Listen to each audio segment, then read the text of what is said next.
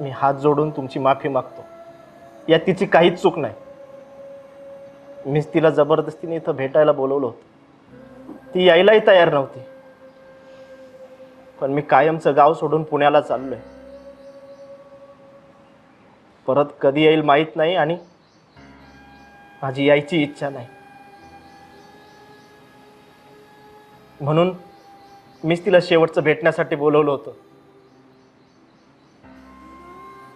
तुला मी काहीच बोलत नाहीये. माझ्या बायकोलाच तुला भेटण्यात आनंद वाटत असेल तर ही चप्पल घ्या आणि माझं तोंड फोडा, पण तिला काय बोलू नका. अहो, आम्ही जरी भेटत असलो ना तरी लग्नाआधी आमच्यात काही नव्हतं आणि लग्नानंतर तर विषयच नाही.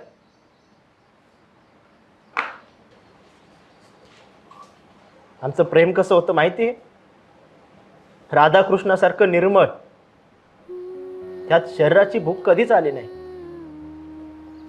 वाटलं होतं आमच्या दोघांचं लग्न होईल, आम्ही दोघं सुखानं संसार करू,